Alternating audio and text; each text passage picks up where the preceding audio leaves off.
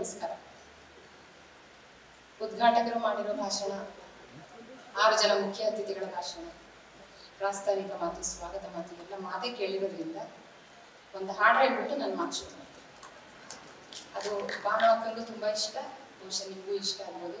ಮತ್ತು ನಮ್ಮ ಎದೆ ಒಳಗಿನ ಆಶೆ ಏನಂದರೆ ಆ ಹಾಡಲ್ಲಿ ಊಟ ಕುಡಿ ಚಿನ್ನಸ್ವಾಮಿ ಅವರು ಬರೆದಿರುವಂತಹ ಆ ಹಾಡಲ್ಲಿ ಆಶಯಗಳಿದ್ದಾವೆ. ನನ್ನ ಎಲುಬಿನ ಹಂದರದೊಳಗೆ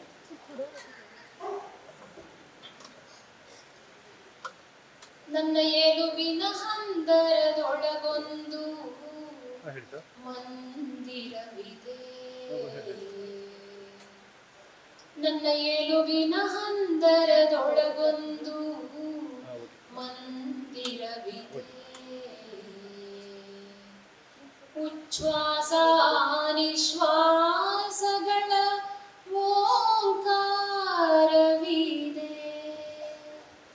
ಅಲ್ಲಿದ್ದಾನೆ ರಾಮ, ಅಲ್ಲಿದ್ದಾನೆ ರಾಮ, ಅಲ್ಲಿ ರಾಮನಿದ್ದಾನೆ, ಅಲ್ಲಿ ರಾಮನಿದ್ದಾನೆ, ಅಲ್ಲಿ ರಾಮನಿದ್ದಾನೆ, ಅಲ್ಲಿ ರಾಮನಿದ್ದಾನೆ. ನನ್ನ ಎಲುಬಿನ ಹಂದರದೊಳಗೊಂದು ಮಸೀದಿ ಇದೆ. ಅದು ಮೇಲೆ ನೋಟ ನಕ್ಷತ್ರ, ಕಣ್ಣಲವೇ ಚಂದಿರ. ಅಲ್ಲಿದ್ದಾನೆ ಅಲ್ಲ, ಅಲ್ಲಿದ್ದಾನೆ ಅಲ್ಲ, ಅಲ್ಲಿ ಅಲ್ಲ ಇದ್ದಾನೆ, ಅಲ್ಲಿ ಅಲ್ಲ ಇದ್ದಾನೆ, ಅಲ್ಲಿ ಅಲ್ಲ ಇದ್ದಾನೆ, ಅಲ್ಲಿ ಅಲ್ಲ ಇದ್ದಾನೆ. ನನ್ನ ಎಲುಬಿನ ಹಂದರದೊಳಗೊಂದು ಇಗರ್ಜಿ ಇದೆ. ಅಲ್ಲಿದೆ ಕಶೆರು ಹೆಗಲ ಮೂಳೆ ಇಂದಾದ ಶಿಲುಬೆ. ಅಲ್ಲಿದ್ದಾನೆ ನಮಗಾಗಿ ಮೊಳೆಯ ಜಡಿಸಿಕೊಂಡು ನಿತ್ಯ ಮರುಗುವ ಯೇಸು ಕ್ರಿಸ್ತ, ಕ್ರಿಸ್ತ ಕ್ರಿಸ್ತ ಕ್ರಿಸ್ತ. ಅಲ್ಲಿ ಯೇಸು ಇದ್ದಾನೆ, ಅಲ್ಲಿ ಯೇಸು ಇದ್ದಾನೆ, ಅಲ್ಲಿ ಯೇಸು ಇದ್ದಾನೆ, ಅಲ್ಲಿ ಯೇಸು ಇದ್ದಾನೆ. ಮಸ್ತಿಷ್ಕದೊಳಗೆ ಸ್ತೂಪಗಳು, ಅಸ್ಥಿಯೊಳಗದೆಷ್ಟೋ ಬಸ್ತಿಗಳು. ಸದಾ ಸ್ವಸ್ಥವಾಗಿರುವ ಬುದ್ಧನಿದ್ದಾನೆ, ಮಹಾವೀರನಿದ್ದಾನೆ, ಅಲ್ಲಿ ಬುದ್ಧ ಇದ್ದಾನೆ, ಮಹಾವೀರನಿದ್ದಾನೆ, ಅಲ್ಲಿ ಬುದ್ಧ ಇದ್ದಾನೆ, ಮಹಾವೀರನಿದ್ದಾನೆ. ರಕ್ತ ಮಾಂಸದ ದೇಹಗಳು ನುಡಿದವೋ, ದೇಗುಲಗಳುಳಿದಿವೆ. ನನ್ನ ಎಲುಬಿನ ಹಂದರದೊಳಗೆ ಬೆಚ್ಚನೆಯ ಭಕ್ತಿ ಪಂಜರದೊಳಗೆ ಅಲ್ಲಿ ಅಕ್ಕ ಇದ್ದಾಳೆ, ಮಹಾದೇವಿ ಇದ್ದಾಳೆ, ಅಲ್ಲಿ ಅಣ್ಣ ಇದ್ದಾನೆ, ಬಸವಣ್ಣ ಇದ್ದಾನೆ, ಅಲ್ಲಿ ಯವ್ವ ಇದ್ದಾಳೆ, ಮಾರವ್ವ ಇದ್ದಾಳೆ, ಅಲ್ಲಿ ಮಾರಿ ಇದ್ದಾಳೆ, ಅಲ್ಲಿ ಮೇರಿ ಇದ್ದಾಳೆ, ಅಲ್ಲಿ ಬಾಬಾ ಇದ್ದಾರೆ, ಅಲ್ಲಿ ಬಾಪು ಇದ್ದಾರೆ, ಮಾದೇಶ್ವರ ಇದ್ದಾನೆ, ಮಂಟೇಶನಿದ್ದಾನೆ, ಮಂಟೇಶನಿದ್ದಾನೆ, ಮಂಟೇಶನಿದ್ದಾನೆ.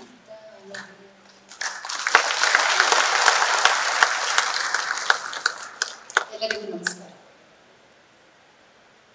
ಇದುವರೆಗೆ ಹಾಸನ ಅಂತಂದರೆ ಬರ್ಗೋರಾಗಲೇ ಮಾತಾಡ್ತಾ ಹೇಳಿದರು. ಹಲ್ಮಿಡಿ ಶಾಸನದಿಂದ ಹಿಡಿದು ಬಾನು ಮುಷ್ತಾಕ್ ತನಕ, ಹಾರ್ಟ್ಲ್ಯಾಂಡ್ ತನಕ ಅಂತ. ಅದ್ರ ಮಧ್ಯನೂ ಹಾಸನ ಅಂತಂದ್ರೆ ಗೊಮ್ಮಟ, ಹಾಸನ ಅಂತಂದ್ರೆ ಹೊಯ್ಸಳರು, ಹಾಸನ ಅಂತಂದ್ರೆ ಎಷ್ಟೊಂದು ಕೆರೆಗಳು ಅದನ್ನ ಕಟ್ಟಿಸಿದಂಥವ್ರು, ಮತ್ತೆ ಈಗ ಒಣಗಿರುವ ಕೆರೆಗಳನ್ನ ರಿಪೇರಿ ಮಾಡ್ತಾ ಇರುವಂತಹ ರೂಪ ಮತ್ತು ಅವರ ತಂಡದಂಥವ್ರು. ಹಾಸನ ಅಂತಂದ್ರೆ ಈಗ ಬಾನು, ಹಾಸನ ಅಂತಂದ್ರೆ ಭೂಕರ್ ಬಾನು, ಹಾಸನ ಅಂತಂದ್ರೆ ಹಾರ್ಟ್ ಲ್ಯಾಂಪಿನ ಬಾನು, ಹೃದಯ ಗಣನೆಯ ಬಾನು, ಹಸಿನ ಬಾನು. ಸೊ ಒಂದು ವರ್ಷದ ಕೆಳಗೆ ಈ ಹಾಸನದ ಈ ಎಲ್ಲ ಹಿರಿಮೆಯ ಮೇಲೆ ಒಂದು ಕರಾಳ ಕತ್ತಲು ಕೌದಿತ್ತು ಒಬ್ಬ ಕೀಚಕನಿಂದ. ಆ ಕತ್ತಲನ್ನ ಓಡಿಸಿ ಬೆಳಕನ್ನು ಹಚ್ಚಿಟ್ಟಿರೋದು ಹಸೀನಾ ಮತ್ತು ಇದರ ಕಥೆಗಳು. ಕಂಗ್ರಾಟ್ಸ್ ಬಾನು. ಸೊ ನಾನು ನಮ್ಮ ಬಾನು ಅಕ್ಕನಿಗೆ ಅಭಿನಂದನೆಗಳನ್ನು ಹೇಳಕ್ಕೆ ಇಷ್ಟಪಡ್ತೀನಿ. ನಮ್ಮ ಮುಷ್ತಾಕ್ ಭವಯ್ಯ ಇದ್ದಾರೆ ಎದುರುಗಡೆ. ಭವಯ್ಯ, ನಿಮಗೂ ಸಹ ಅಭಿನಂದನೆಗಳು. ಮತ್ತೆ ಅವರ ಇಡೀ ಕುಟುಂಬ ಇದೆ, ಅವರ ಎಲ್ಲ ಕುಟುಂಬಕ್ಕೂ ಅಭಿನಂದನೆಗಳನ್ನು ಹೇಳಕ್ಕೆ ಇಷ್ಟಪಡ್ತೀನಿ. ಅದ್ರ ಜೊತೆಗೆ ಈ ಊರಿನ ನೆಲ, ನೀರು, ಬಂಟೆ, ನದಿ ಮತ್ತು ಜನ ಈ ಬಾನವನ್ನು ಸೃಷ್ಟಿ ಮಾಡಿದರು. ನಿರ್ವಾದದಿಂದ ಅಲ್ಲ ಬಾನು ಬಂದಿರೋದು. ಸೊ ಬಾನವನ್ನು ಸೃಷ್ಟಿ ಮಾಡಿರುವ ಅವರ ಇಡೀ ಕುಟುಂಬ ಮತ್ತು ಈ ಹಾಸನ ಜಿಲ್ಲೆ, ಈ ಕನ್ನಡ ನಾಡಿನ ಭಾಷೆ, ಸಮಾಜ, ಚಳುವಳಿ, ಈ ಎಲ್ಲ ಪ್ರಕೃತಿ, ಪರಿಸರ ಎಲ್ಲದನ್ನೂ ಅಭಿನಂದನೆ ಹೇಳಕ್ಕೆ ಇಷ್ಟಪಡ್ತೀನಿ. ಅದರ ಜೊತೆಗೆ ಈಗೆಲ್ಲರೂ ಹೇಳಿದಂಗೆ ದೀಪಾ ಭಾಸ್ತಿ ಎನ್ನುವ ತುಂಬಾ ಸಂಕೋಚ ಸ್ವಭಾವದ ಯುವತಿ. ನನಗೆ ದೀಪನಲ್ಲಿ ತುಂಬಾ ಅಟ್ರಾಕ್ಟಿವ್ ಅನಿಸ್ತಿರೋದು ಅವಳ ಸಂಕೋಚ. ಏಕೆಂದ್ರೆ ಸಾಹಿತಿಗಳಿಗೆ ಸ್ವಲ್ಪ ಸಂಕೋಚ ಇದ್ರೆ ಇನ್ನೂ ಬೆಳವಣಿಗೆ ಸಾಧ್ಯ ಇದೆ. ನಾವು ಮೆರೆಯಕ್ಕೆ ಶುರು ಮಾಡಿಬಿಟ್ರೆ ಕೋಡ್ ಬಂತಲ್ಲ ಅಂದ್ರೆ ಬೆಳವಣಿಗೆ ಬಂತು. ಸೊ ಆಕೆಗಿರುವ ಸಂಕೋಚನೆ ಅವಳಿಗೆ ಇನ್ನೂ ಬೆಳವಣಿಗೆ ಇದೆ ಅಂತ ತೋರಿಸ್ತಾ ಇದೆ. ಕಂಗ್ರ್ಯಾಚುಲೇಷನ್ಸ್ ದೀಪಾ. ನಮ್ಮ ಎಲ್ಲರ ಹೃದಯಾಂತರಾಳದಿಂದ ನಿಮಗೂ ಸಹ ಕಂಗ್ರ್ಯಾಚುಲೇಷನ್ಸ್ ಹೇಳ್ತಾ, ಇದು ತುಂಬಾ ಸಂಭ್ರಮಿಸುವಂತಹ ಗಳಿಗೆ. ಎಲ್ಲ ಅವರು ಇವರು ಅಂತ ಹೇಳಿದ್ರೆ ಇವತ್ತಲ್ಲಿ ಒಳ್ಳೆ ಮದುವೆ ಮೆರವಣಿಗೆ ಅಲ್ಲ, ಅದಕ್ಕಿಂತ ಆ ಥರ ಬಂದ ಮೆರವಣಿಗೆ ನೋಡಿದ್ರೆ ಎಲ್ಲರೂ ಸಕಲರೂ ಸಂಭ್ರಮಿಸುವಂತಹ ತುಂಬಾ ಕಡಿಮೆ ಅಕೇಶನ್ ನಮ್ಮ ಭಾರತ ದೇಶದಲ್ಲಿದೆ ಅಂತ ಹೇಳ್ಬೋದು, ಕರ್ನಾಟಕದಲ್ಲಿದೆ ಅಂತ ಹೇಳ್ಬೋದು. ಹಾಗೆ ಬಾನುಗೆ ಪ್ರಶಸ್ತಿ ಬಂತು ಕೂಡಲೇ ನೀವು FB-ನೋ, ಇನ್ಸ್ಟಾಗ್ರಾಮೋ, ವಾಟ್ಸಪ್ ನೋಡಬೇಕು, ಎಲ್ಲಿ ನೋಡಿದ್ರು ಬಾನು ಮಯ, ಎಲ್ಲ ಕಡೆ ಬಾನು ತುಂಬೋಗಿದ್ದಾರೆ. ಸೊ ಎಲ್ಲರೂ ಆ ಥರ ಸಂಭ್ರಮ ಪಡೋದು ನೋಡೋದಿದೆಯಲ್ಲ, ಅದರಲ್ಲೂ ಅಕ್ಷರಕ್ಕೋಸ್ಕರ ಸಂಭ್ರಮ ಪಡೋದು ನೋಡೋದಿದೆಯಲ್ಲ, ಅದು ನಮ್ಮಂತವರಿಗೆ ತುಂಬಾ ಖುಷಿ ಕೊಡುವಂತ ಒಂದು ಸಂಗತಿ ಅಂತ ಅನ್ಸುತ್ತೆ. ನೀವೆಲ್ಲ ನೋಡಿ ಆ ಬೂಕರ್ ಪ್ರೈಸಿನ ಇದಿದೆಯಲ್ಲ, ಅಂದ್ರೆ ಲೋಗೋ ಇದೆಯಲ್ಲ, ಅದು ಇಡೀ ಹೆಣ್ಣು ಗಂಡು ಏನೋ ಹುಡ್ಸಕ್ಕಾಗಲ್ಲ. ನೀವು ಒಂದು ಜೀವ ಈ ಲೋಕದ ಎಲ್ಲ ಕಡೆಯಿಂದ ಏನೇನು ಒಳ್ಳೇದಿದೆಯೋ ಎಲ್ಲ ಬಂದು ಬೀಳ್ಲಿ ಅಂತ ಹೇಳಿ ಸಂಪೂರ್ಣ ಮುಕ್ತವಾಗಿ ತನ್ನನ್ನು ತಾನು, ತನ್ನ ಸಂವೇದನೆಯನ್ನ ತೆಗೆದಿಟ್ಕೊಂಡಿರೋದನ್ನ ಅದು ಸಂಕೇತಿಸ್ತದೆ. ಸೊ ಅಂತ ಒಂದು ಐಡಿಯಾಲಜಿ ಇದೆಯಲ್ಲ, ಅಂತ ತಾತ್ವಿಕತೆ ಇದೆಯಲ್ಲ, ಅದನ್ನು ನಮಗೆ ಉಪನಿಷತ್ತುಗಳು ಕೊಟ್ಟಿದ್ದಾವೆ, ಬುದ್ಧ ಕೊಟ್ಟಿದ್ದಾನೆ, ಬಸವಣ್ಣ ಕೊಟ್ಟಿದ್ದಾನೆ. ಮತ್ತು ಹೊರಗಿನಿಂದ ಬಂದಿರುವಂತಹ, ಹೊರಗೆ ಯಾಕೆ ಹೇಳಿದ್ರೆ ಈ ಭೂಮಿ ಮೇಲಿನ ಒಂದು ಬೂಕರ್ ಪ್ರೈಸ್ ಏನು ಬಂದಿದೆಯೋ ಅದು ಬಾನು ಅಕ್ಕ ಬರೆದಿರುವ ಕಥೆಗಳಲ್ಲೂ ಸಹ ಎಲ್ಲ ಒಳ್ಳೇದೇನೇನಿದೆಯೋ ಅದು ನಮಗೆ ಬರಲಿ ಅನ್ನುವ ಒಂದು ಸ್ವೀಕೃತ ಮನೋಭಾವ ಇರೋದನ್ನ ಅದು ನೆನಪಿಸ್ತದೆ. ಅನೋಭದ್ರ ಕೃತವೋ ಎಂದು ವಿಶ್ವತಃ ಅಂತ ಉಪನಿಷತ್ತಿನ ನುಡಿ ಹೇಳುತ್ತೆ. ಇದನ್ನೇ ಪಾಳಿಯಲ್ಲಿ ಬುದ್ಧನೂ ಸಹ ಹೇಳ್ತಾರೆ. ಅಂದ್ರೆ ಜಗತ್ತಿನ ಎಲ್ಲ ಕಡೆಗಳಿಂದ ಒಳ್ಳೊಳ್ಳೆದು ಏನೇನಿದೆಯೋ ಅದೆಲ್ಲದು ನಮ್ಮ ಹತ್ರ ಬರಲಿ ಅಂತ. ಅದು ತುಂಬಾ ಉದಾತ್ತವಾಗಿರುವ ಚಿಂತನೆ. ಅದನ್ನ ಸಂಕೇತಿಸ್ತಾ ಇರುವಂತಹ ಆ ಒಂದು ಪ್ರತಿಮೆ ಏನಿದೆಯಲ್ಲ, ಅದು ತುಂಬಾ ಅರ್ಥಪೂರ್ಣವಾಗಿದೆ ಅಂತ ನನಗನ್ಸುತ್ತೆ. ಮತ್ತೆ ಆಗ್ಲೇ ಬರಗೂರ್ ಸರ್ ಮಾತಾಡ್ತಾ ಹೇಳ್ದಂಗೆ, ಉಳಿದವರು ಮಾತಾಡ್ತಾ ಹೇಳ್ದಂಗೆ, ಶುದ್ಧ ಸಾಹಿತಿಗೆ ಬೂಕರ್ ಪ್ರೈಸ್ ಬಂದಿಲ್ಲ. ಸೊ ಇವರು ಚಳುವಳಿಗಳ ಜೊತೆ ಮತ್ತೆ ಹೋರಾಟಗಳ ಜೊತೆ ಬೀದಿಗಿಳಿದು ಅವರ ಸಾಹಿತ್ಯ ಅಶುದ್ಧಗೊಂಡಿದೆ, ಅಶುದ್ಧವಾಗಿರೋದ್ರಿಂದನೇ ಸಾಹಿತ್ಯ ಬದುಕುಳಿದಿದೆ. ಸೊ ಅಂತಹ ಒಬ್ಬ ಸಾಹಿತಿಗೆ ಬಹುಮಾನ ಬಂದಿರೋದು ನನಗೆ ಮತ್ತೆ ಬರಗೂರ್ ಸರ್ ತರದವರಿಗೆ ತುಂಬಾ ಖುಷಿಯಾಗಿದೆ. ಮತ್ತೆ ಇನ್ನೊಂದು ತುಂಬಾ ವಿಶೇಷ ಸಂಗತಿ ಅಂದ್ರೆ, ಉರ್ದು ಮಾತೃ ಭಾಷೆಯಾಗಿರುವಂತಹ ಒಬ್ಬ ಮಹಿಳೆ ಕನ್ನಡದಲ್ಲಿ ಬರೆದಿರುವ ಪುಸ್ತಕ ಇಂಗ್ಲಿಷಿಗೆ ಅನುವಾದ ಆಗಿ ಅದಕ್ಕೆ ಪ್ರಶಸ್ತಿ ಸಿಕ್ಕಿದೆ. ನೋಡಿ, ಅಲ್ಲಿ ಅದು ಎಷ್ಟೊಂದು ಭಾಷಿಕ ಗಡಿಗಳನ್ನ, ಎಷ್ಟೊಂದು ಸಾಂಸ್ಕೃತಿಕ ಗಡಿಗಳನ್ನ, ಎಷ್ಟೊಂದು ಧರ್ಮದ ಗಡಿಗಳನ್ನ ಮೀರಿ ಗುರುತಿಸಲ್ಪಟ್ಟಿದೆ ಅಂದ್ರೆ ಅದರೊಳಗೆ ನಿಜಕ್ಕೂ ಏನೋ ಇರಲೇಬೇಕು. ಅದಕ್ಕೋಸ್ಕರ ನಾವು ಬಾನು ಅಕ್ಕಂಗೆ ವಿಶೇಷ ಅಭಿನಂದನೆಗಳನ್ನ ಹೇಳಬೇಕಾಗಿದೆ. ಮತ್ತೆ ಇವಾಗಲೇ ಎಲ್ಲರೂ ಹೇಳಿದ್ರು, ಇದು ಯಾಕೆ ಮುಖ್ಯ ಅಂತಂದ್ರೆ, ಈ ಮೂಲಕ ಇಡೀ ಲೋಕ ಈ ಬಾನು ಮುಷ್ತಾಕ್ ಅಂದ್ರೆ ಯಾರು, ಈ ಬಾನು ರೂಪುಗೊಂಡಿದ್ದ ಹೆಂಗೆ, ಈಕೆಯ ಪರಿಸರ ಯಾವುದು, ಈಕೆಯ ಭಾಷೆ ಯಾವುದು, ಆ ದೇಶ ಯಾವುದು, ಈ ಸಂಘಟನೆಗಳು ಯಾವುದು, ಸಮಾಜ ಹೇಗಿದೆ, ಇದ್ರ ಮೂಲಕ ಬಾನು ಪುಸ್ತಕದ ಮೂಲಕ, ಬಾನು ಅವರ ಮಾತಿನ ಮೂಲಕ ಇಡೀ ಲೋಕದ ಗಮನ ದಕ್ಷಿಣ ಭಾರತದ ಭಾಷೆಗಳ ಕಡೆಗೆ, ಕನ್ನಡದ ಕಡೆಗೆ, ಕನ್ನಡ ಪರಿಸರದ ಕಡೆಗೆ, ಮತ್ತೆ ಬರಗೂರು ಹೆಣ್ಣಿಗೆ ಕನ್ನಡ ವಿವೇಕದ ಕಡೆಗೆ ಸೆಳೆಯೋದ್ರಿಂದ ನಮಗೆ ಈ ಬಹುಮಾನ ತುಂಬಾ ಮುಖ್ಯವಾಗಿದೆ ಅಂತ ಹೇಳ್ಬೋದು. ಕೆಲವರು ಮಾತಾಡ್ತಾ ಗುರುತಿಸಿದ್ರಿ, ಈ ಕಾಲದ ಸಮಾಜ ತುಂಬಾ ಸಂಕೀರ್ಣವಾಗಿದೆ. ಮೊದಲಿನಷ್ಟು ಸರಳ ಸಮಾಜವಾಗಿ ಇದು ಉಳಿದಿಲ್ಲ. ಮತ್ತು ಒಂದು ಭಾರತದಲ್ಲಿ ಹಲವು ಭಾರತಗಳಿದ್ದಾವೆ, ಒಂದು ಹಾಸನದಲ್ಲಿ ಹಲವು ಹಾಸನಗಳಿದ್ದಾವೆ, ಒಂದು ಕುಟುಂಬದಲ್ಲಿ ಹಲವು ಕುಟುಂಬಗಳಿದ್ದಾವೆ. ಇದನ್ನ ಭಾವುಕ ಅಭಿವ್ಯಕ್ತಿಯ ಸಾಧ್ಯತೆಗಳು, ಸ್ವಾತಂತ್ರ್ಯ, ಸಮಾನತೆ, ನೀವು ಬೇರೆ ಬೇರೆ ಇಶ್ಯೂಗಳನ್ನ ಇಟ್ಕೊಂಡು ನೋಡಿದ್ರು ಸಹ ಒಂದು ಭಾಷೆಯಲ್ಲಿ ಹಲವು ಭಾಷಿಕ ಸಮುದಾಯಗಳು, ಅಥವಾ ಒಂದು ಧರ್ಮದಲ್ಲಿ ಹಲವು ಗುಂಪುಗಳು, ಒಂದು ಗುಂಪಿನಲ್ಲಿ ಮತ್ತೆ ಹಲವು ಗುಂಪುಗಳು. ಬರಗೂರು ಹೇಳಿದಂಗೆ ಇದು ಬಹುತ್ವದ, ಬಹು ಅನನ್ಯತೆಯ, ಅನೇಕತ್ವ ಇರುವಂತಹ ಒಂದು ಸಮಾಜ. ಇಂಥ ಒಂದು ಸಮಾಜದಲ್ಲಿ ಎಂಥ ಕಣ್ಕಟ್ಟಿವಾಗ ಸಂಭವಿಸ್ತಾ ಇದೆ ಅಂದ್ರೆ, ಒಂದು ಸಮುದಾಯವನ್ನ ಎಷ್ಟು ಲೈಮ್ಲೈಟ್ಗೆ ಅಥವಾ ಸೆಂಟರ್ನ ಎಷ್ಟು ಲೈಮ್ಲೈಟ್ ಅಲ್ಲಿ, ಕೇಂದ್ರದಲ್ಲಿ ಲೈಟ್ ಹಾಕಿ ಇಟ್ಟು ಭಾರತ ಪ್ರಕಾಶಿಸುತ್ತಿದೆ ಅಂತ ಹೇಳ್ತಿದ್ದಾರೆ ಅಂದ್ರೆ, ಆ ಮಧ್ಯದಲ್ಲಿ ಬೀಳುವ ಪ್ರಕಾಶದಲ್ಲಿ ಅಂಚಲ್ಲೆಲ್ಲ ಇದಾರಲ್ಲ ಅವ್ರು ಯಾರಿಗೂ ಕಾಣಿಸ್ತಾನೆ ಇಲ್ಲ. ಮತ್ತೆ ಅಂಚಿಗೆ ಸರಿಸ್ತಾ ಇರೋದೇನಿದೆಯಲ್ಲ ಇದು ಇನ್ನೂ ಬರ್ತಾ ಬರ್ತಾ ಹೆಚ್ಚಾಗ್ತಾ ಇದ್ದನ್ನ ನಾವು ನೋಡಬಹುದು. ಹೆಚ್ಚೆಚ್ಚು ಜನ ಅಂಚಿಗೆ ಸರಿದಂಗೂ, ಹೆಚ್ಚೆಚ್ಚು ಅಂಚಿಗೆ ಒತ್ತರಿಸಲ್ಪಟ್ಟಂಗೂ, ಆ ಒತ್ತರಿಸಲ್ಪಟ್ಟೋದೇ ಸುಮ್ಮನೆ ಇರಲ್ಲ. ಅವ್ರು ಅಲ್ಲಿಂದ ಆ ಕತ್ಲೆನ ಸರಿಸಕ್ಕೆ, ಮತ್ತೆ ಪ್ರಕಾಶಿಸ್ತಾ ಇರೋದು ಬರೀ ಸೆಂಟರ್ ಅಲ್ಲಿ ಅಷ್ಟೇ, ಅಂಚಲೆಲ್ಲ ಈಗ ಕತ್ಲೆ ಇದೆ ಅಂತ ಹೇಳೋದಕ್ಕೆ ಅವರು ಖಂಡಿತವಾಗಿ ಪ್ರಯತ್ನ ಪಡ್ತಾರೆ. ಹೀಗೆ ಭಾರತದಲ್ಲಿ ಅಂಚಿಗೆ ಸರಿಸಲ್ಪಟ್ಟ ಹಲವು ಸಮುದಾಯಗಳಿದೆ. ಅಂತ ಸಮುದಾಯಗಳಲ್ಲಿ ಮಹಿಳೆಯರು, ದಲಿತರು, ಆದಿವಾಸಿಗಳು ಮತ್ತು ಇತ್ತೀಚಿನ 2-3 ದಶಕಗಳಲ್ಲಿ ಮುಸ್ಲಿಂ ಸಮುದಾಯ ಆ ಥರ ಅಂಚಿಗೆ ಸರಿಸಲ್ಪಟ್ಟಿರುವ ಒಂದು ಸಮುದಾಯ ಅನ್ನೋದನ್ನ ನಾವು ಗಮನಿಸಬಹುದು. ಕೇವಲ ಭಾರತ ಅಷ್ಟಲ್ಲ, ಇಡೀ ವಿಶ್ವದಲ್ಲೇ ಒಂದು ಇಸ್ಲಾಮೋಫೋಬಿಯಾವನ್ನ ಬೇಕಂತಾನೆ ಹುಟ್ಟಾಕ್ತಾ ಇರೋದನ್ನ ನಮಗೆ ಬರ್ತಾ ಇರುವಂತಹ ಸುಳ್ಳು ವಾಟ್ಸಪ್ ಮೆಸೇಜ್ಗಳು, ಸುಳ್ಳ ಗಾದೆಗಳು, ಸುಳ್ಳ ಮಾತುಗಳು, ಅವೆಲ್ಲ ಆ ಪ್ರಯತ್ನ ಪಡ್ತಾ ಇರುವಾಗ ಬಾನು ಅಕ್ಕನಿಗೆ ಈ ಪ್ರಶಸ್ತಿ ಬಂದಿರೋದಿದೆಯಲ್ಲ, ಇದು ತುಂಬಾ ಮುಖ್ಯವಾಗಿ ನನ್ನಂತವರಿಗೆ ಕಾಣುತ್ತೆ. ಅದರಲ್ಲೂ ಮುಸ್ಲಿಂ ಸಮುದಾಯದ ಮಹಿಳೆ 2 ತರದ ಧಾರ್ಮಿಕ ಮೂಲಭೂತವಾದವನ್ನ ಎದುರಿಸಬೇಕಾಗಿದೆ. ಆಗ್ಲೇ ಸುಜಿತಾ ಮತ್ತೆ ಪೂರ್ಣಿಮಾ ಮೇಡಮ್ ಹೆಸರಿಸಿದಂತಹ ಓ ಪ್ರಭುವೆ ನೀನು ಹೆಣ್ಣಾಗಿದ್ದರೆ ಅನ್ನೋ ಕಥೆ ಇದೆಯಲ್ಲ, ಆ ಕಥೆ ಸುಮ್ಮನೆ ಬಿಟ್ಟಿಲ್ಲ ಬಾನು ಅಕ್ಕನ. ಬಾನು ಅಕ್ಕ ಮತ್ತು ಅವ್ರ ಕುಟುಂಬ ಎಷ್ಟು ಬಿಕ್ಕಟ್ಟನ್ನ ಎದುರಿಸಿದೆ ಅಂತಂದ್ರೆ, ಅವ್ರ ವಿರುದ್ಧ ಫತವಾ ಸಹ ಹೊರಟಿದೆ. ಅದನ್ನ ಅವ್ರ ಕುಟುಂಬದವರನ್ನ ಸಂದರ್ಶನ ಮಾಡಬೇಕು, ಸುಮ್ಮನೆ ಬಂದಿಲ್ಲ. ಇದರ ಹಿಂದೆ ಒಂದು ಬಹುದೊಡ್ಡ ಹೋರಾಟ ಇದೆ.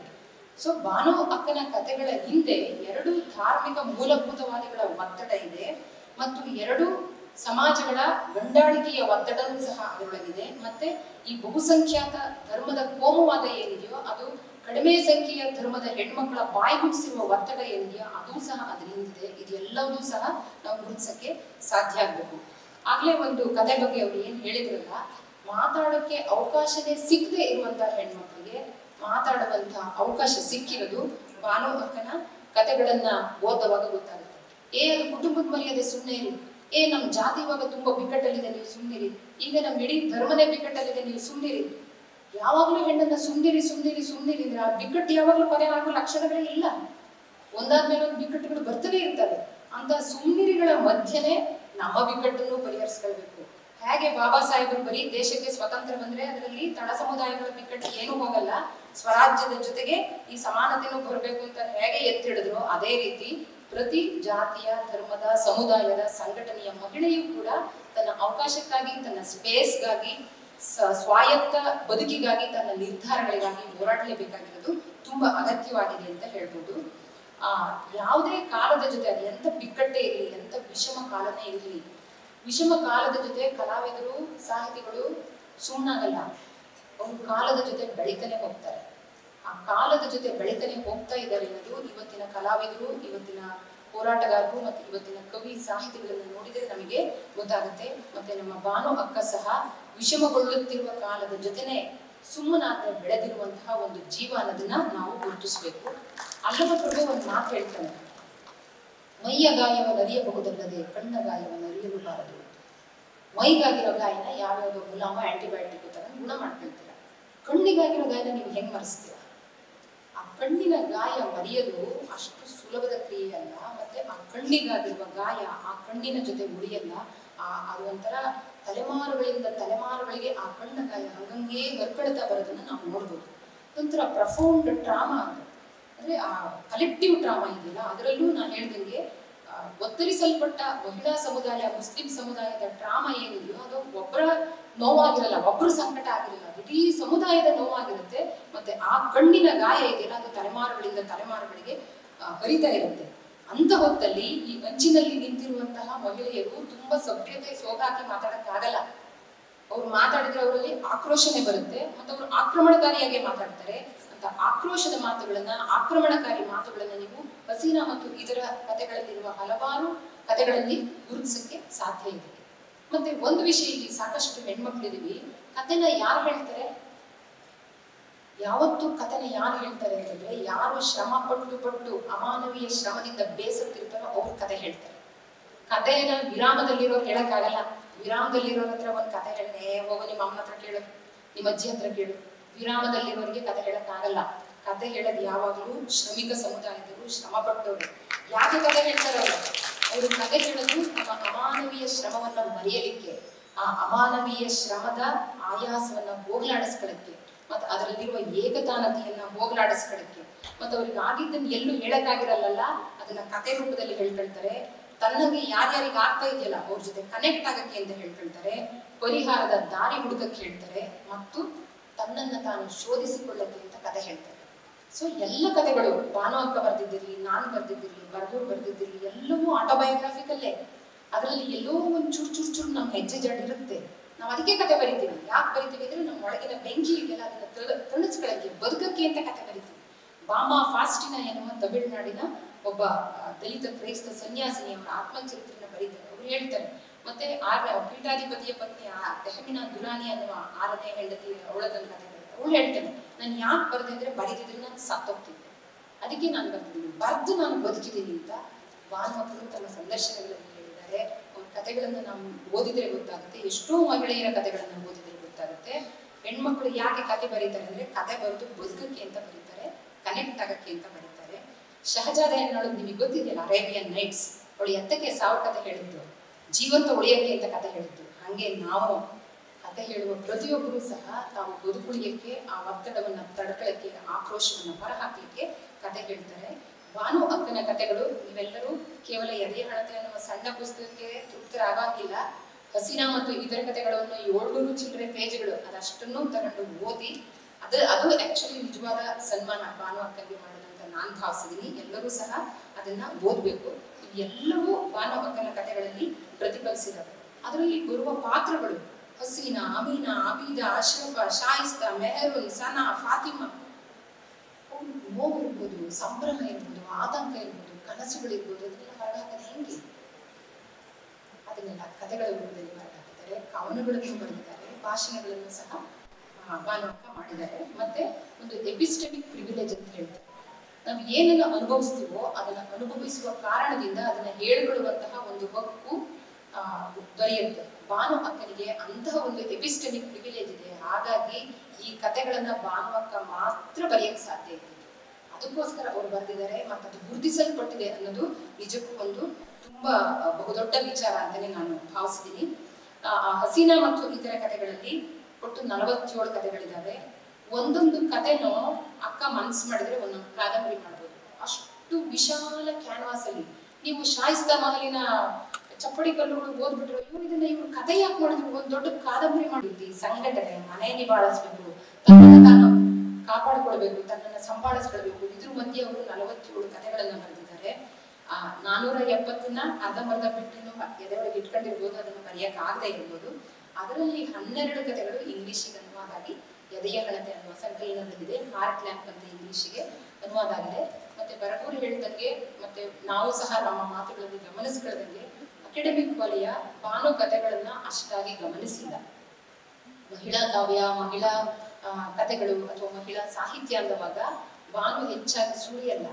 ಅದಕ್ಕೆ ಅವರು ಚಳುವಳಿ ಜೊತೆ ಇರೋದು ಅಂತ ಅಲ್ಲ, ನಾನು ಗಮನಿಸಿರೋ ಹಂಗೆ ಯಾರು ಆಕ್ಟಿವಿಸ್ಟ್ ಆಗಿರ್ತಾರೋ ಅವರ ಆಕ್ಟಿವಿಸಂ, ಅವರ ಭಾಷಣನ, ಎಲ್ಲರೂ ಭಾಷಣದ ಜನನ ಕರೀತಾರೆ. ಬರಗೂರವ್ರನ್ನ ಭಾಷಣಕ್ಕೆ ಕರೀತಾರೆ, ಭಾನುನ ಭಾಷಣಕ್ಕೆ ಕರೀತಾರೆ. ಆದ್ರೆ ಪದ್ಯ ಓದ್ರಿ, ಕತೆ ಬಗ್ಗೆ ಮಾತಾಡಿ ಅಂತ ಕರೆಯಲ್ಲ. ಯಾಕೆಂದ್ರೆ ಈ ತರ ವ್ಯವಸ್ಥೆಯನ್ನ ಲೋಕ ವಿರೋಧಿಗಳಾಗಿ ಮಾತಾಡೋದು ಎಷ್ಟು ಜನ ಇದೀವಿ ಸರ್?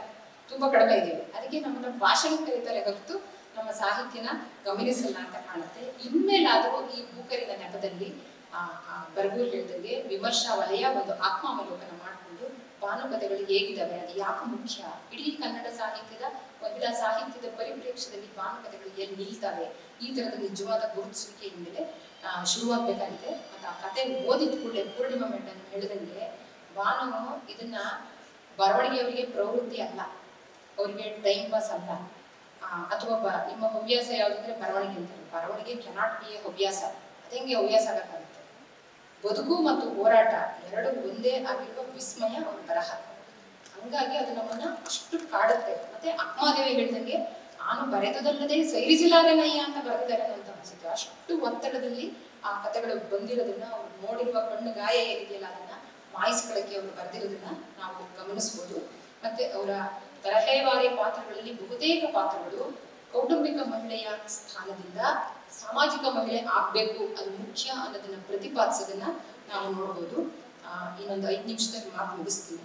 ಒಟ್ಟಾರೆ ಒಂದು ತಾರತಮ್ಯಕ್ಕೆ ಒಳಗಾಗಿರುವ ಅಥವಾ ದಮನಗೊಂಡಿರುವ ಒಂದು ಚೇತನ ಇದೆಯಲ್ಲ, ಅದು ಜಾಗೃತಗೊಳ್ಳುವಾಗ ಒಂದು 4 ಹಂತಗಳಲ್ಲಿ ಪ್ರಜ್ಞೆ ಜಾಗೃತಗೊಳ್ಳುತ್ತೆ.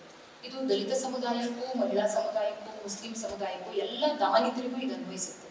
ಆ ಜಾಗೃತ ಪ್ರಜ್ಞೆ ಇದೆಯಲ್ಲ, ಅದು 4 ಹಂತಗಳಲ್ಲಿ ಜಾಗೃತಗೊಂಡಿರೋದನ್ನ ಭಾನು ಅಕ್ಕನ ಕಥೆಗಳಲ್ಲಿ ಗುರುತಿಸಬಹುದು. ಮೊದಲನೇದಾಗಿ ತಾರತಮ್ಯ ಯಾವ್ಯಾವ ನೆಲೆಗಳಲ್ಲಿ ಆಗಿದೆ ಅನ್ನುವ ಅರಿವು ಆ ಪಾತ್ರಗಳಿಗೆ ಮೂಡುತ್ತೆ. ಎರಡನೇದಾಗಿ ಧಾರ್ಮಿಕವಾಗಿ, ಕೌಟುಂಬಿಕವಾಗಿ, ಸಾಮಾಜಿಕವಾಗಿ ನನ್ನನ್ನು ವಂಚನೆ ಮಾಡಿ ಯಾವ್ಯಾವ ಹಕ್ಕುಗಳನ್ನ ಕಿತ್ಕೊಂಡಿದ್ದಾರೆ ಅನ್ನುವ ಅರಿವು ಮೂಡಿದಿದೆಯಲ್ಲ, ಇದು ಇನ್ನೊಂದು ಹಂತ. ಮತ್ತೆ ಈ ತಾರತಮ್ಯನ ಸೃಷ್ಟಿಸ್ತಲ್ಲ ಈ ವ್ಯವಸ್ಥೆ, ಇದರ ಆಳ ಎಷ್ಟು, ಇದರ ಅಗಲ ಎಷ್ಟು, ಈ ಅರಿವಿಗೆಲ್ಲ ಈ ಆಳ ಅಗಲದ ಶೋಧ ಇದೆಯಲ್ಲ, ಆ ಒಂದು ಹಂತದ ಕಥೆಗಳು ಇದಾವೆ. ಮತ್ತು ಪರಿಹಾರದ ಹೊರದಾರಿಗಳನ್ನ ಅರಸಿದಂತಹ ಕಥೆಗಳು ಇದಾವೆ. ಈ ಎಲ್ಲ 4 ನೆಲೆಯ ಪಾತ್ರಗಳು, ಅದನ್ನ ವಿವರಿಸಲಿಕ್ಕೆ ಟೈಮ್ ಇಲ್ಲ, ಮತ್ತೆ ವಿವರಿಸ್ತಾ ಹೋದ್ರೆ ಅರ್ಥನೂ ಆಗಲ್ಲ ಓದದೇ ಇದ್ದವರಿಗೆ. ಸೊ ಈ 4 ನೆಲೆಯಲ್ಲಿ ಪಾತ್ರಗಳು ಹರಡ್ಕೊಂಡಿರೋದನ್ನ ಅವರ ಕಥೆಗಳಲ್ಲಿ ನಾವು ನೋಡ್ಬೋದು. ಮತ್ತೆ ಇದರಲ್ಲಿ 2 ರೀತಿಯ ಪಾತ್ರಗಳು ಬರ್ತವೆ. ಕೆಲವು ಪಾತ್ರಗಳು ತಮ್ಮ ಗೃಹ ಕೃತ್ಯಗಳು, ಒಂದಾದ್ಮೇಲೆ ಮಕ್ಕಳನ್ನ ಹೆರೋದು, ಅಡುಗೆ ಮಾಡೋದು, ಪಾತ್ರೆ ತಿಕ್ಕೋದು, ಕೈ ಕೊಯ್ಕೊಳ್ಳೋದು, ಅದನ್ನೇ ಅಂದ್ರೆ ಗೃಹ ಕೃತ್ಯಕ್ಕೆ ತನ್ನನ್ನೇ ತಾನು ಅಂಟಿಸ್ಕೊಂಡು ಅದರಲ್ಲೇ ತನ್ಮಯತೆನ ಅನುಭವಿಸಿ, ಅದರಲ್ಲೇ ಒಂದು ಓಹೋ ನಾನು ಧನ್ಯಳಾದೆ ಅಂತ ಧನ್ಯತಾ ಭಾವನ ಅನುಭವಿಸಿ, ಅಂಥ ಒಂದು ಸನ್ನಿವೇಶ ಬಂದವಾಗ ಯಾವಾಗ ಈ ಗೃಹ ಕೃತ್ಯವೋ ಅಥವಾ ಗೃಹ ದೇವತೆಯ ಸ್ಥಾನ ತನ್ನ ಬಲಿಪಶು ತಗೊಳುತ್ತೆ ಅಂತ ಗೊತ್ತಾಗುತ್ತೋ, ಹಂಗಾದ ಒಳ್ಳೆ ವ್ಯವಸ್ಥೆನೇ ಬಲಿಪಶುವಾಗಿ ತಗೊಂಡಿರುವಂತಹ ಪ್ರತಿರೋಧದ ಪಾತ್ರಗಳು ಆ ಕಥೆಯಲ್ಲಿ ನಾವು ನೋಡ್ಬೋದು. ಕರಿನಾಗರಗಳು ಅನ್ನೋ ಒಂದು ಕಥೆಯಲ್ಲಿ ಮುದವಲ್ಲಿಯವರ ಹೆಂಡತಿ ಈ ಒಂದು ಪಾತ್ರಕ್ಕೆ ನಾವು ನೋಡ್ಬೋದು. ಆಮೀನಾ ಅನ್ನುವಂಥವಳು, ಅವಳು ಎಷ್ಟು ಒಂದು ಐಲಿನ ಟೈಮಲ್ಲಿ ಯಾವ ತರ ಸ್ಫೋಟಿಸ್ತಾಳೆ ಅಂತಂದ್ರೆ ಅದನ್ನ ಆ ಕಥೆಯಲ್ಲಿ ನಾವು ನೋಡ್ಬೋದು. ಎರಡನೆಯ ಮಾದರಿ ಒಂದು ಪಾತ್ರ ಇದೆ ಅವರ ಕಥೆಗಳಲ್ಲಿ, ಅದು ವೈಚಾರಿಕವಾಗಿರುವಂತಹ ಮಾದರಿ. ಅದಕ್ಕೆ ಒಂದೇ ಪಾತ್ರದ ಉದಾಹರಣೆನ ನಾನು ಕೊಡಕ್ಕೆ ಇಷ್ಟಪಡ್ತೀನಿ. ಅದು ಜುಲೇಖಾ ಬೇಗಂ ಅನ್ನುವ ಆಪ. ಅದು ಆ ಪಾತ್ರ ಏನಿದೆಯೋ ಅಂತ ವೈಚಾರಿಕ ಪಾತ್ರಗಳೇನಿದೆಯೋ ಒಂಥರ ಭಾನು ಅವ್ರನ್ನೆಲ್ಲ ಪ್ರತಿನಿಧಿಸ್ತಾ ಅವ್ರಿಗೆ ಏನೇನು ಹೇಳ್ಬೇಕಿದೆಯೋ ಆ ವೈಚಾರಿಕ ಪಾತ್ರದ ಮೂಲಕ ಹೇಳಿದ್ದಾರೆ ಅಂತ ಅನ್ಸುತ್ತೆ. ಅದು ಎದುರುಗಡೆ ತನ್ನನ್ನು ಅವಮಾನಿಸುವ ಎಲ್ಲದನ್ನು ಉಗ್ರವಾಗಿ ಪ್ರತಿಭಟಿಸುತ್ತೆ, ಚೀಮಾರಿ ಹಾಕುತ್ತೆ, ವಿಷಾದಗೊಳ್ಳುತ್ತೆ. ನನಗೆ ಬೇರೆ ಬೇರೆಯವರು ಯಾರ್ಯಾರು ಕಷ್ಟಕ್ಕೆ ಒಳಗಾಗಿದಾರೋ ಅವ್ರನ್ನೆಲ್ಲರನ್ನ ಗುರುತಿಸುತ್ತೆ. ಮತ್ತೆ ಎಷ್ಟು ಬಂಡಾಯ ಹೇಳುತ್ತೆ ಅಂತಂದ್ರೆ, ಯಾವ ಪ್ರಭಾವ ವಲಯದಲ್ಲಿ ನಾನು ಬದುಕಿದೀನೋ ಇದರ ಆಚೆಗೂ ಜಿಗುದು ನಾನು ಬದುಕಕ್ಕೆ ಸಾಧ್ಯ ಇದೆ ಅಂತ ಪರಿಹಾರದ ದಾರಿಯನ್ನು ಹುಡುಕಕ್ಕೆ ಶುರು ಮಾಡುತ್ತೆ, ಸ್ವಾಯತ್ತ ಬದುಕನ್ನು ಕಟ್ಟಕ್ಕೆ ಶುರು ಮಾಡುತ್ತೆ. ಆ ಜುಲೇಖಾ ಆಪ ಒಂದೆರಡು ಮಾತು ಹೇಳ್ತಾಳೆ. ನೀನು ಭಿಕ್ಷೆ ಕೇಳ್ಬೇಡ, ನ್ಯಾಯ ಕೇಳು. ಕಾಲೆಂದು ಕೈ ತಗೊಂಡು ಕೇಳಿದ್ರೆ ಮಾತ್ರ ನಿನಗೆ ನ್ಯಾಯ ಸಿಗೋದು. ಕಾಲಿಂದ ಕೈ ತಗೊಳ್ಳೋದು ಗೊತ್ತಾಯ್ತಲ್ಲ, ಜುಟ್ಟು ಹಿಡಿದ್ರೆ ಕೇಳಿದ್ರಷ್ಟೇ ನ್ಯಾಯ ಸಿಗೋದು. ಮಾತು ಬಂದಿಲ್ಲ ಅಂದ್ರೆ ಯಾವ್ಯಾವ್ದೋ ಧರ್ಮ ಗ್ರಂಥದ ಹೆಸರೇಳಿ ಬಾಯಿ ಮುಚ್ಚಿಸ್ತಾರೆ. ನೀನು ಆ ಕೆಲಸ ಮಾಡಬೇಡ, ಮಾತಾಡಕ್ ಶುರು ಮಾಡು, ಓದಕ್ ಶುರು ಮಾಡು. ಆಮೇಲೆ ಇನ್ನೊಂದು ಹೆಣ್ಣು ಒಂದಾದ್ಮೇಲೆ ಒಂದು ಹುಟ್ಟಿತು ಅಂತ ಹೇಳಿ ಬರುವ ನಿಂದೆಗಳಿಗೆ ಒಂದೆರಡು ಮಾತುಗಳಿದ್ದಾವೆ. ಹೆಣ್ಣು ಹುಟ್ಟಿದ್ರೆ ಆ ಮನೆಗೆ ಪ್ರವಾದಿಯವ್ರ ಸಲಾಂ ಬಂದಂಗೆ ತಿಳ್ಕೊಳ್ಳಿ. ಎಷ್ಟು ಧೈರ್ಯ ಬೇಕಲ್ಲ ಹೆಣ್ಣೆತ್ತಿನೊಳಗೆ ಹಿಂಗೆ ಹೇಳೋದಕ್ಕೆ. ಆದ್ರೆ ಹುಟ್ಟುವ ಮಗು ಹೆಣ್ಣಾಗೋದಕ್ಕೆ ಸಂಪೂರ್ಣ ಕಾರಣ ಅಪ್ಪ. ಆದ್ರೆ ಮೂರ್ಖ ಸಮಾಜಕ್ಕೆ ಅದು ಗೊತ್ತಿಲ್ಲದೆ ಹೆಣ್ಣು ಹುಟ್ಟಿದ್ರೆ ಅದಕ್ಕೆ ಅಮ್ಮನ ಕಾರಣ ಮಾಡ್ತಾರೆ. ಅದು ಎಕ್ಸ್ ಅಥವಾ ವೈ ಎರಡನ್ನ ಕೊಡೋದು ಅಪ್ಪ. ಹೆಣ್ಣಿಗಳಲ್ಲ, ಹೆಂಗಸು ಯಾವತ್ತೇ ಇದ್ರು ಹಾಸನದಲ್ಲಿ ಸ್ತ್ರೀ ಭ್ರೂಣ ಹತ್ಯೆ ಹೆಚ್ಚಿರೋದ್ರಿಂದ ನಾನು ಇದನ್ನ ಮತ್ತೆ ಹೇಳ್ತಾ ಇದ್ದೀನಿ, ಕತೆ ಕನೆಕ್ಟ್ ಆಗ್ತಿದ್ರು. ಹೆಣ್ಣು ತನ್ನ ಯಾವುದೇ ಮಗುವಿಗೆ ಗಂಡಾರ ಹುಟ್ಲಿ ಹೆಣ್ಣಾರ ಹುಟ್ಲಿ ಅವಳು ಸಮಾನವಾಗಿ ಎಕ್ಸ್ ಕ್ರೋಮೋಸೋಮ್ ಕೊಡ್ತಾಳೆ. ಆದ್ರೆ ಮಗುವಿನ ಅಪ್ಪ ಒಂದಷ್ಟು ಮಕ್ಕಳಿಗೆ ಎಕ್ಸ್ ಕೊಡ್ತಾನೆ, ಒಂದಷ್ಟು ಮಕ್ಕಳಿಗೆ ವೈ ಕೊಡ್ತಾನೆ. ಎಕ್ಸ್ ಕೊಟ್ಟಿದ್ದು ಹೆಣ್ಣಾಗುತ್ತೆ, ವೈ ಕೊಟ್ಟಿದ್ದು ಗಂಟಾಗುತ್ತೆ. ಸೊ ಹುಟ್ಟುವ ಮಗು ಹೆಣ್ಣು ಗಂಡು ಅಂತ 100% ನಿರ್ಧಾರ ಮಾಡೋದು ಯಾರು? ಅಪ್ಪ. ಆದ್ರೆ ಹೆಣ್ಣು ಎತ್ತಿದ್ದಕ್ಕೆ ಯಾರು ಹಿಂದೆ ಒಳಗಾಗಬೇಕಾಗಿರೋದು? ಸಿ, ಎಂತ ಸೈಂಟಿಫಿಕ್ ಸಮಾಜ. 2025 ಆದ್ರೂ ಇಷ್ಟೊಂದು ಜನ ಎಜುಕೇಟೆಡ್ ಇದ್ರು ಇನ್ನೂ ಎಷ್ಟೋ ಜನರಿಗೆ ಈ ವಿಚಾರನೆ ಗೊತ್ತಿಲ್ಲ. ಸೊ ಇದು ಹೆಣ್ಮಕ್ಳಿಗಾದ್ರೂ ತಿಳಿದಿರ್ಬೇಕು. ಇದು ಗೊತ್ತಿರೋ ಒಬ್ಬ ಸಾಮಾನ್ಯ ಹೆಣ್ಮಕ್ಳು ಏನ್ ಹೇಳ್ತಾಳೆ ಅಂದ್ರೆ, ಹೆಣ್ಣು ಹುಟ್ಟಿದ್ರೆ ಆ ಮನೆಗೆ ಪ್ರವಾದಿಯವರು ಸಲಾಂ ಕಳಿಸ್ದಂಗೆ, ನೀನ್ ಯಾಕೆ ಬೇಜಾರು ಮಾಡ್ತೀಯ? ಮತ್ತೆ ಇನ್ನೊಂದಿದೆ, ಅವೇನ್ ರೊಟ್ಟಿನ ಹೆಂಗ್ ಬೇಕು ಲಟ್ಸಕ್ಕೆ, ಗಂಡು ಬೇಕು ಹೆಣ್ಣು ಬೇಕು ಅಂತ. ನನಗೆ ಅದನ್ನ ಕೆಲವು ಮಾತು ಓದಿ ನಗು ಬಂದಿರ್ತಿದೆ ಆ ಥರ. ಸೊ ಆ ಮಾತುಗಳ ರಭಸ ಇದೆಯಲ್ಲ, ಅಂದ್ರೆ ಆ ಸಂಭಾಷಣೆ ಇದೆಯಲ್ಲ, ಅವನ್ನೆಲ್ಲ ಸಿನಿಮಾ ತೆಗಿಬೋದು, ತುಂಬಾ ಚೆನ್ನಾಗಿದ್ದಾವೆ. ನೀವೆಲ್ಲ ಅದನ್ನ ಓದಿ ಅನುಭವಿಸ್ಬೇಕು. ಮತ್ತೆ ನೀವು ಯಾವ್ಯಾವ ಅದನ್ನ ಜಳಪ್ಸಕ್ ಸಾಧ್ಯ ಇದೆಯೋ ಅದನ್ನೆಲ್ಲ ನೀವು ಜಳಪ್ಸಕ್ಕೆ ರೆಡಿ ಮಾಡಿ ಇಟ್ಕೋಬೇಕು. ಅದಕ್ಕೆ ಇಲ್ಲಿರೋ ಹೆಣ್ಮಕ್ಳಂತೂ ಮುದ್ದಾಗಿ ಓದಬೇಕು ಎಲ್ಲ ಕಥೆಗಳನ್ನ. ಆಮೇಲೆ ಆ ಮೇಡಮ್ ಹೇಳಿದ್ರು ಪೂರ್ಣಿಮಾ, ದೇವರಿಗೆನೆ ನೋಡಪ್ಪ, ನೀವು ಇನ್ನೊಂದ್ಸಲ ಏನಾರು ಸೃಷ್ಟಿ ಮಾಡೋದಂತಾದ್ರೆ ಸುಮ್ಮನೆ ತಪ್ಪಾಗಿ ಹೆಂಗೋ ಮಡಕೆ ಮಾಡಕ್ ಕುಂಬಾರ ಆಗ್ಬೇಡ. ನೀನು ಒಂದ್ಸಲ ಹೆಣ್ಣಾಗ್ಬಿಟ್ಟು ಆಮೇಲೆ ಹೆಣ್ಣು ಗಂಡು ಸೃಷ್ಟಿ ಮಾಡೋದು, ಗೊತ್ತಿದ್ದೆ ಸುಮ್ಮನೆ ಏನೇನೋ ಸೃಷ್ಟಿ ಮಾಡಿದ್ಯಲ್ಲ ಅಂತ ದೇವ್ರಿಗೆ ಸವಾಲು ಹಾಕೋದು. ಇದಕ್ಕೆ ಎಷ್ಟು ಧೈರ್ಯ ಬೇಕು, ಎಷ್ಟು ದಿಟ್ಟತನ ಬೇಕು. ಅದನ್ನ ಫತ್ವಾ ಎದುರಿಸಿದೆ ಅವ್ರ ಇಡೀ ಕುಟುಂಬ. ಆದ್ರೂ ಸಹ ತುಂಬಾ ದಿಟ್ಟವಾಗಿ ನಿಂತಿದ್ದಾರೆ. ಅವಾಗ ತುಂಬಾ ಒತ್ತಡನ ಎದುರಿಸಿದ್ದಾರೆ. ಅವಾಗಲೇ ಲಂಕೇಶ್ ಹೇಳಿದ್ರು ಪತ್ರಿಕೆಯಲ್ಲಿ, ಕರ್ನಾಟಕದಲ್ಲಿ ಇಬ್ರು ಮಹಿಳಾ ಬರಹಗಾರರಿರೋದು, ಮುಸ್ಲಿಂ ಬರಹಗಾರರು ಇಬ್ಬರೇ ಇರೋದು. ಯಾರಪ್ಪ ಅಂದ್ರೆ ಒಂದು ಸಾರಾ ಬೋಫ್ಕರ್, ಇನ್ನೊಂದು ಬಾನವಿಷ್ಟ, ಇಬ್ಬರೇ ಮುಸ್ಲಿಂ ಬರಹಗಾರರು. ನನಗೆ ಆ ಕಾಲದಿಂದ ನಾನು ಲಂಕೇಶ್ ಓದಕ್ಕೆ ಶುರು ಮಾಡಿದ್ದೀನಿ. ನಾನು ಲಂಕೇಶಿಂದ ಆಕ್ಚುಲಿ ನನಗೆ ಭಾನುವಕ್ಕ ಪರಿಚಯ ಆಗಿರೋದು. ಸೊ ಅಷ್ಟು ದಿಟ್ಟವಾಗಿ ಅವರು ಅದನ್ನ ಬರೆದಿದ್ದಾರೆ. ಬಹುಶಃ ನನಗನ್ಸುತ್ತೆ ಇದುವರೆಗೆ ಅವರು ಇಷ್ಟು ಕತೆ ಬರ್ದಿದಾರಲ್ಲ, ಇನ್ನು ಮುಂದೆ ಅವ್ರಿಗೆ ಈ ಥರ ಬರೆಯೋಕ್ಕಾಗುತ್ತೆ ಇಲ್ವೋ ನಮ್ಗೆ ಗೊತ್ತಿಲ್ಲ.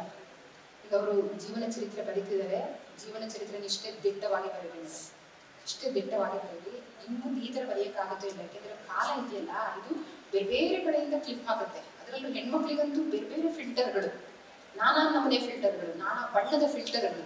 ಈ ಫಿಲ್ಟರ್ಗಳನ್ನ ಹಾಕೊಂಡೆ ನರ ಸತ್ತಿದ್ದಾರೆ. ನಮ್ಮ ಅಜ್ಜಿ ಮುತ್ತಜ್ಜಿ ಸಾವಿರಾರು ವರ್ಷಗಳಿಂದ ಹಿಂಗೆ ಆಗಿ ಸತ್ತಿದ್ದಾರೆ. ಅವ್ರು ಏನ್ ಹೇಳಿದ್ರು ನಮಗೆ ಗೊತ್ತೇ ಆಗಲಿಲ್ಲ. ಸುಮ್ಮನೆ ಜನಪದ ಗೀತೆಯಲ್ಲಿ ಇನ್ ಬಿಟ್ವೀನ್ ಲೈನ್ಸ್ ಓದ್ಕೊಂಡಿದೀವಿ ಅವರೆಲ್ಲ ಹೆಂಗಿದ್ರು ಅಂತ. ಸೊ ಇನ್ನಾದ್ರೂ ನಾವು ಹೆಣ್ಮಕ್ಳು ಫಿಲ್ಟರ್ ಹಾಕೊಳ್ಳೋದನ್ನ ತೆಕ್ಕಬೇಕು. ಅದರಿಂದ ಯಾರಿಗೋ ನೋವಾಗಿದ್ರೆ, ಯಾರಿಗ್ ನೋವಾಗುತ್ತೆ, ಯಾರು ನೋವು ಕೊಟ್ಟಿರ್ತಾರೋ ನೋವಾಗುತ್ತೆ. ಮತ್ತೆ ಅದು ಏನ್ ಹೇಳಿ ಆಗ್ಲೇಬೇಕಾಗಿತ್ತು. ಸೊ ಅಟ್ಲೀಸ್ಟ್ ಅವಾಗ್ಲಾದ್ರೂ ಮುಂದೆ ಬೇರೆಯವರಿಗೆ ನೋವಾಗದಿರೋರಿಗೆ ಆಗುತ್ತೆ. ಸೊ ಎಲ್ಲ ಹೆಣ್ಮಕ್ಳು ಇದನ್ನ ಓದಬೇಕು. ತುಂಬಾ ಧೈರ್ಯ ಮತ್ತು ನ್ಯಾಯ ಸೂಕ್ಷ್ಮ, ಬದ್ಧತೆ, ಕಳಕಳಿ ಮತ್ತು ಪ್ರತಿಭೆ, ಇದಿಷ್ಟರ ಸಂಗಮ ಬಾನವಿ. ಅದಕ್ಕೋಸ್ಕರನೇ ಅವರಿಗೆ ಅಂತ ಕಥೆಗಳನ್ನು ಬರೆಯೋಕ್ಕೆ ಸಾಧ್ಯ ಆಯಿತು. ನಾವೆಲ್ಲರೂ ಓದಬೇಕು, ಮುಖ್ಯವಾಗಿ ಮಹಿಳೆಯರು ಓದಬೇಕು. ಪ್ರಶಸ್ತಿ ಬಂತು ಅಂತ ಫೋನ್ ಮೇಲೆ ಫೋನ್ ಮಾಡಿ, ಮೆಸೇಜ್ ಮೇಲೆ ಮೆಸೇಜ್ ಕಳಿಸಿ, ಹಾರದ ಮೇಲೆ ಹಾರ ಹಾಕಿ, ಶಾಲ್ ಮೇಲೆ ಶಾಲ್ ಹಾಕಿ, ಬಹುಶಃ ಭಾನುವಕ್ಕ ಒಂದು ಮನೆ ಕಟ್ಟಿಸ್ಬೇಕು. ಹಾರ ಇಡಕ್ಕೆ, ಶಾಲ್ ಇಡಕ್ಕೆ, ಪುಸ್ತಕ ಇಡಕ್ಕೆ ಅಂತ ಕಾಣುತ್ತೆ. ಅದಕ್ಕಿಂತ ನನಗನ್ಸೋದು ಮೋರ್ ಫಿಟ್ಟಿಂಗ್ ರಿಪ್ಲೈ ಅಂದ್ರೆ ಎಲ್ಲರೂ ಅವ್ರ ಕತೆ ಓದ್ಬೇಕು ಕಣ್ರಿ. ಆ ಕತೆ ಬಗ್ಗೆ ಚರ್ಚೆ ಮಾಡಬೇಕು. ನಾವಂತೂ ಮಹಿಳಾ ಒಕ್ಕೂಟದಿಂದ ನಮ್ಮ ಅಧ್ಯಯನ ಶಿಬಿರದಲ್ಲಿ ಭಾನು ಕಥೆಗಳನ್ನ ಎಲ್ಲರೂ ಓದ್ಕೊಂಡು ಒಂದು ಚರ್ಚೆ ಇಟ್ಟು, ಚರ್ಚೆ ಹಿಂಗೆ ಮಾಡಿದ್ವಿ ಅಂತ ಭಾನು ಹೇಳ್ಬೇಕು ಅಂತ ಅನ್ಕೊಂಡಿದ್ವಿ. That is a fitting reply. ಮತ್ತೆ ಅವ್ರ ಆಸ್ತಿದಲ್ಲಿ ಅವರ ಬೀದಿಗೆ ರಸ್ತೆಗೆ ಅವ್ರ ಹೆಸರು ಇಡ್ತೀರಾ ಇಲ್ವೋ ನನಗೆ ಗೊತ್ತಿಲ್ಲ. ಎಷ್ಟೊಂದು ಹೆಸರು ಬೆಂಗಳೂರಲ್ಲಿ ಭಾಷ್ಯಂ ಸರ್ಕಲ್ಲು, ಭಾಷ್ಯಂ ಅಂದ್ರೆ ಯಾರಿಗಾರು ಗೊತ್ತಿದ್ಯಾ? ಫ್ರೇಸರ್ ಟೌನ್ ಅಂತ ಹೇಳಿ, ಫ್ರೇಸರ್ ಅಂದ್ರೆ ಯಾರಿಗಾರು ಗೊತ್ತಿದೆಯಾ? ನನಗೆ ಹೆಸರಿಟ್ಟು ಅವ್ರನ್ನ ನೆನಪು ಬಿಟ್ಬಿಡ್ತೀವಿ, ನಮ್ಮ ಕೆಲಸ ಮುಗೀತು ಅಂತ. It is very easy. ಬರೀ ಹೆಸರಿಟ್ಟರೆ ಮುಗಿಲಿಲ್ಲ. ಬರೀ ಹಾಸನ ಜಿಲ್ಲೆ ಅಲ್ಲ, ಕರ್ನಾಟಕದಲ್ಲಿ ಪ್ರೌಢಶಾಲೆ ಇರ್ಬೋದು, ಪದವಿ ತರಗತಿ ಇರ್ಬೋದು, ಅವರು ಒಂದೊಂದೇ ಕಥೆನ ಟೆಕ್ಸ್ಟ್ ಬುಕ್ಕಿಗೆ ಹಾಕಿ ಬಾನು ಅಂದ್ರೆ ಯಾರು ಅಂತ ಪರಿಚಯ ಮಾಡಲಿ. ಮಕ್ಕಳು ಓದ್ತಾ ಹೋಗ್ಲಿ, ನೆಕ್ಸ್ಟ್ ಜನರೇಷನ್ ಹುಡುಗ ಹುಡುಗಿ ಓದ್ತಾ ಹೋಗ್ಲಿ. ಅದು ನಿಜವಾದ ನಾವು ಕೊಡ್ಬೇಕಾಗಿರುವಂತಹ ಮನ್ನಣೆ. ಮತ್ತೆ ಭಾನುವಕ್ಕಲ್ಲಿ ಬೇಕಾಗಿರೋದು ಅದೇ. ಹಾಗಾಗಿ ಅವ್ರನ್ನ ಹೆಚ್ಚೆಚ್ಚು ಶಾಲು ಮತ್ತು ಹಾರದಿಂದ ಭಾರಾಗಿ ಮುಂದೆ ಬರೆಯಕ್ಕಾಗ್ದಂಗೆ ಮಾಡಕ್ ಬೇಡ. ನಾವು ಅವ್ರ ಕಥೆನ ಓದ್ಬಿಟ್ಟು ಏನನ್ಸ್ತದೆ ಎಲ್ಲ ಪತ್ರ ಬರೆಯೋಣ ಅಂತ ಹೇಳ್ತಾ, ಇದನ್ನ ಯಾಕೆ ಹೇಳ್ತಿದ್ದೀನಿ ಅಂದ್ರೆ ಒಂದನ್ನ ಹೇಳಕ್ಕೆ ಇಷ್ಟಪಡ್ತೀನಿ. ಒಬ್ಬ ಕವಿಗೆ ಕೇಂದ್ರ ಸಾಹಿತ್ಯ ಅಕಾಡೆಮಿ ಯುವ ಪುರಸ್ಕಾರನ ಕೊಟ್ಟು, ಬೆಳಗಾಂ ಜಿಲ್ಲೆಯ ಒಬ್ಬ ಕವಿ, ನಮ್ಮ ಫ್ರೆಂಡ್ ವೀರಣ್ಣ ಮಡಿವಾಳರು, ಆತ ತನ್ನ ಶಾಲೆಗೆ ಒಂದು 2 ಎಕ್ಸ್ಟ್ರಾ ಕೊಠಡಿ ಬೇಕು ಅಂತ ಕೇಳಿದ್ದು ಟೆಕ್ನಿಕಲಿ ರಾಂಗ್ ಇರ್ಬೋದು, ಅಂದ್ರೆ ಸರ್ಕಾರಿ ಭಾಷೆಯಲ್ಲಿ ತಪ್ಪಿರ್ಬೋದು. ಬಟ್ ಕೇಳಿದ ಆತನ ಆಶೆ ಇದೆಯಲ್ಲ, ಅದು ತಪ್ಪಾಗಿರ್ಲಿಲ್ಲ. ಹೆಚ್ಚು ಮಕ್ಕಳು ಬಂದಿದ್ದಾರೆ, ನಮಗೆ ಹೆಚ್ಚು ಶಾಲೆ ಬೇಕು, ಅಂದ್ರೆ ಹೆಚ್ಚು ಕೋಣೆ ಬೇಕು ಅಂತ ಪತ್ರ ಬರೆದು ಕೇಳಿ, ಅದೇನು ಆಗದೆ ಇದ್ದವಾಗ ಅಂಬೇಡ್ಕರ್ ಇದನ್ನ ಇಟ್ಕೊಂಡು ಕಾಲ್ನಡಿಗೆ ಜಾಥಾಕ್ಕೆ ಹೋಗಿದ್ದಕ್ಕೆ ಆ ಎಲ್ಲ ಪ್ರಶಸ್ತಿ ತಗೊಂಡಿರೋ, ಎಲ್ಲ ಮನ್ನಣೆ ಗೌರವ ಗಳಿಸ್ಕೊಂಡಿರೋ ಆ ಕವಿಗೆ, ಕರ್ನಾಟಕ ಸಾಹಿತ್ಯ ಅಕಾಡೆಮಿ ಪ್ರಶಸ್ತಿ ತಗೊಂಡಿರೋ ಕವಿಗೆ ನಾವು ಕೊಟ್ಟಿರೋ ಬಹುಮಾನ ಏನು? ಅವರನ್ನ ಕೆಲಸದಿಂದ ಡಿಬಾರ್, ಸಸ್ಪೆಂಡ್ ಮಾಡಿ. ಸೊ ಈ ಕೆಲಸದಿಂದ ತೆಗೆದು ಈಗ ಅವನು ತನ್ನ ಅನ್ನದ ಪ್ರಶ್ನೆಗೆ ಮತ್ತೆ ಹೋರಾಡುವಂತ ಪರಿಸ್ಥಿತಿ ಬಂದಿದೆ. ಯಾವ ಆಶಯಗಳನ್ನು ಇಟ್ಕೊಂಡು ಭಾನುಕತೆ ಬರೆದ್ರೋ, ಯಾವ ಆಶಯ ಇಟ್ಕೊಂಡು ವೀರಣ್ಣ ತನ್ನ ಕವಿತೆಗಳನ್ನ ಬರೆದ್ರೋ ಆ ಆಶಯಗಳ ಜೊತೆ ನಾವು ನಿಲ್ಲದೆ ಬರೀ ಒಂದೊಂದು ಫಲಕ ಕೊಟ್ಟರೆ ಏನಾದ್ರು ಬಂದಂಗಾಗತ್ತಾ? ಇಲ್ಲ.